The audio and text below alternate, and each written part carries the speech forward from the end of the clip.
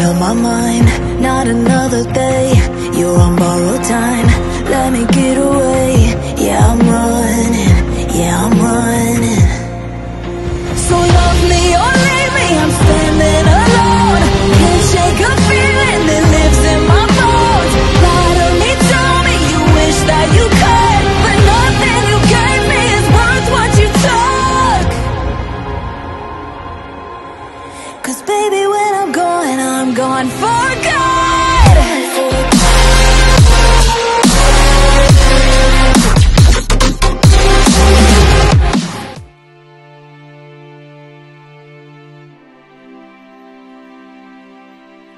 Melanjutkan dari kisah sebelumnya.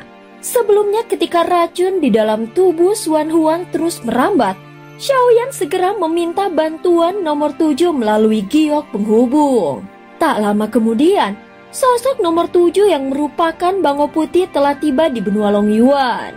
Tahan dulu, aku perlu mengambil sedikit bagian untuk dianalisis. Hanya dengan itu kita bisa tahu racun jenis apa ini. Sang Bango berbicara sambil mengenakan sepasang sarung tangan. Dia juga menyuruh untuk menyiapkan pedang giok pelindung. Lalu dengan hati-hati menggunakan pisau kecil untuk memotong sebagian daging naga yang sudah terkontaminasi oleh racun. Dari luka di tubuh naga terlihat jelas bahwa daging di bawah kulitnya telah berubah menjadi hitam pekat. Racun itu menyebar dengan cepat melalui aliran darah yang kuat dan meluas ke seluruh tubuh. Karena sudah berpengalaman dalam hal ini, Xuan Huang segera menekan aliran darah dan energi di dalam tubuhnya ke titik terendah. Namun cara ini hanya menunda waktu dan tidak menyelesaikan akar masalah. Jika racunnya tidak bisa dinetralisir, maka seiring waktu tubuh Xuan Huang pasti akan dihancurkan oleh korosi racun itu. Gunakan apimu untuk memurnikan sedikit bagian ini, ucap Sang Bango sambil melirik ke arah Xiaoyan. Setelah memotong sebagian daging naga beracun, Xiaoyan mengerahkan kekuatan pikirannya. Api berwarna hijau kebiruan melayang keluar dari tubuh. Suhunya dikendalikan dengan sangat presisi agar tidak sampai membakar daging naga tersebut. Namun anehnya, racun di permukaan daging itu tidak menguap. Justru sebaliknya, tunas kecil berwarna merah muda yang menempel di situ tampak bereaksi terhadap panas dan perlahan mekar menjadi bunga berwarna hitam kelam. Begitu bunga itu terbuka sepenuhnya, serbuk hitam halus pun menyebar di udara, memancarkan aura jahat dan menyeramkan. Xiaoyan hendak bergerak, tetapi Sang Bango segera melambaikan tangannya. Seketika cahaya kristal transparan terbentuk menutupi area tersebut seperti pelindung kaca. Aku akan memeriksanya lebih lanjut, ucapnya lalu duduk bersila di tanah. Tampak jelas bahwa proses ini tidak sederhana. Setiap bulu di tubuhnya seolah merupakan ruang penyimpanan tersendiri dan entah berapa banyak barang yang tersimpan di dalamnya. Dia terus mengeluarkan berbagai gulungan kitab dan peralatan penelitian dari bulu-bulunya. Bukan ini, bukan yang ini juga, gumamnya sambil menumpuk barang-barang di sekitarnya. Saat ini Xiaoyan hanya bisa duduk bersila dan menunggu. Racun ini sangat rumit. Tanpa mengetahui sumber asalnya, sulit sekali untuk menetralkannya, ucap Sang Bango dengan nada serius dan tampak bingung. Semua catatan dan dokumen yang dia keluarkan telah diperiksa satu persatu, namun tak satu pun mencatat tentang bunga hitam ini. Tidak ditemukan juga, tanya Xiaoyan. Saat ini wajah Xuan Huang tampak semakin pucat. Situasi menjadi genting. Apalagi mereka juga khawatir dengan keadaan Raja Tianzang di tempat lain. Tidak ada pilihan lain, hanya dia yang mungkin tahu, ucap Sang Bango Putih. Begitu mengatakannya, bulu di punggungnya bergetar memancarkan cahaya lembut. Dari sana muncul sebuah buku kuno berukuran setinggi manusia. Itu tampak sangat tua dan misterius. Dia meletakkan satu pil tingkat dewa di atasnya dan berkata, "Ini adalah buku waktu dan takdir. Dengan kitab ini seseorang bisa melihat masa lalu, bahkan menyingkap rahasia masa depan. Namun hanya mereka yang telah menapaki ribuan dunia dan menguasai hukum waktu yang bisa memilikinya." Bagi Xiaoyan, Ini pertama kalinya dia melihat benda seaneh itu. Dia belum terlalu mengenal sifat sang bangau. Tetapi dia tahu satu hal, siapapun pasti senang dipuji.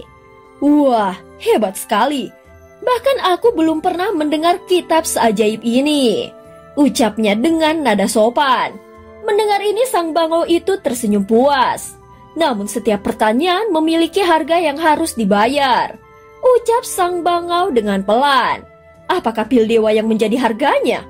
Tanya Xiaoyan dengan penuh penasaran. Tidak, itu hanya untuk membuka buku ini. Setelah pertanyaan diajukan, maka pengorbanan sebenarnya baru akan ditentukan, jawab sang bangau dengan nada yang serius. Saat berikutnya buku itu perlahan terbuka, mengeluarkan kabut abu-abu yang berputar di udara. Aku ingin tahu dari mana asal bunga hitam ini. Apa namanya? Mengapa mengandung racun dan hawa dingin seperti itu? Dan bagaimana cara menetralkannya? Ucap sang bangau dengan suara yang dalam.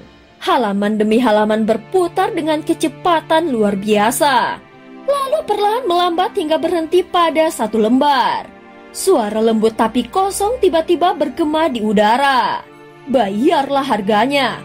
Sang bangau segera mengeluarkan lagi satu pil dewa dan sebuah senjata spiritual tingkat tinggi. Dia berbisik pelan, lalu menaruh semuanya ke dalam kabut abu-abu itu. Segera setelahnya benda-benda tersebut terserap dan lenyap. Kemudian dari dalam kabut muncul suara lirih yang menggema seperti bisikan roh. Racun jiwa dingin lahir di wilayah gelap alam dewa kekacauan. Racun ini melukai tubuh maupun jiwa. Siapapun yang terinfeksi akan dilanda hasrat tak terkendali untuk menelan dan berevolusi tanpa henti. Racun jiwa dingin ini hanya bisa dipatahkan dengan cara yang sangat khusus. Suara lembut namun berat bergema dari dalam buku waktu dan takdir. Gunakan kekuatan dari tempat suci di dalam alam dewa kekacauan. Gabungkan 3 bahan benda yang berlawanan secara alami dengan racun ini. Bunga Chen Xintian Lian sebagai penuntun. Air murni dari sel langit dan batu roh berusia 10.000 tahun. Lalu olah semuanya menjadi pil roh pemurni jiwa. Itulah satu-satunya cara untuk menetralkan racun ini. Setelah suara itu memudar, garis cahaya abu-abu kembali muncul di atas buku lalu perlahan menghilang. Xiaoyan langsung mengerutkan kening. Bahkan nama 3 bahan itu saja sudah terdengar luar biasa. Terutama bunga Chen Xianlian Tian. Bunga yang hanya disebut-sebut berasal dari alam dewa kekacauan. Namun sekarang tak seorang pun dari mereka yang dapat dengan bebas memasuki wilayah tersebut. Sejak lama tempat tersebut telah dikunci rapat dan hanya bisa dimasuki lewat izin khusus dari Dewan Kekacauan. 2 bahan lainnya mungkin bisa kucari, ucap sang bangau dengan pelan. Tetapi untuk bunga Chen Xiantian Lian, aku sendiri baru kali ini mendengarnya. Kalau begitu mungkinkah kita harus pergi ke alam dewa kekacauan dan mencarinya? Tanya Xiaoyan secara spontan. Sang bangau langsung menggelengkan kepalanya perlahan. Dengan kekuatan kita sekarang itu mustahil. Bahkan jika aku sendiri yang pergi, kemungkinan hidupku akan kembali hampir tidak ada. Suan Huang tersenyum tipis dan tubuhnya yang lemah sedikit bergetar. Jangan terlalu memaksakan diri sendiri. Jika memang tidak ada cara lain, maka biarlah aku yang menanggung akibatnya. Bila aku mati, itu sudah menjadi takdirku. Kata-kata itu membuat suasana menjadi hening. Namun Xiaoyan tidak menyerah begitu saja. Dia menggenggam giok penghubung dan segera menghubungi nomor 1, yang merupakan satu-satunya orang yang bisa bebas keluar masuk alam dewa kekacauan. Setelah mendengar penjelasan singkat tentang kondisi Suan Huang, suara nomor 1 terdengar tenang namun tegas dari dalam giok penghubung. Aku bisa mencarikan bahan itu untukmu. Tetapi ada satu syarat. Tenangkan kekacauan yang kini melanda dunia Sanhai. Nada suaranya terdengar lugas tanpa ruang untuk tawar-menawar. Xiaoyan paham maksudnya. Bahkan sebelumnya Suan Huang sendiri pernah berkata bahwa dunia Sanhai memerlukan raja baru. Jelas nomor 1 sedang mengisyaratkan agar dia membantu Longyan sang naga muda untuk berjuang memimpin rasnya. Aku bisa mencobanya, jawab Xiaoyan dengan hati-hati. tetapi aku tidak berani menjanjikan hasilnya. Ucap Xiaoyan lagi. Coba saja, kami tidak bisa memaksamu. Bahkan jika aku menginginkannya itu di luar kuasaku. Jawab nomor 1 dengan datar. Xiaoyan menghela nafas lega. Dia tidak suka dipaksa dan lebih memilih bertindak atas kehendaknya sendiri. Lagi pula, membantu Xuan Huang bukan semata karena kebaikan hati. Dia juga berharap melalui Xuan Huang dan kekuatan para leluhur naga, dia bisa menemukan cara untuk menyelamatkan Raja Tianzang. Motif pribadinya mungkin tidak sepenuhnya murni, tetapi setidaknya tujuannya jelas. Baiklah, aku akan memberimu bunga itu. Ucap nomor 1. Begitu suara itu menghilang, cahaya lembut muncul dari giok penghubung. Dan di hadapan Xiaoyan perlahan terbentuk setangkai bunga berwarna emas pucat. Chen Xintianlian yang legendaris. Sang Bango menatapnya dengan mata lebar dan hampir tidak percaya. Bagaimana mungkin kau bisa menemukannya secepat ini? Kata Sang Bango dengan terkejut. Melihat reaksinya, Xiaoyan hanya tersenyum tipis. Karena aku memintanya dari seseorang yang bahkan kalian pun tidak bisa menghubunginya. Dia tidak bermaksud menyembunyikan apapun karena pada akhirnya hutang budi ini bukan miliknya. Jika suatu saat Xuan Huang benar-benar sembuh, maka hutang ini akan menjadi milik Xuan Huang. Dan itu bukan milik darinya. Dan cerita pun berakhir. Terima kasih udah dengerin Mihu dari awal sampai akhir ya. Sampai jumpa.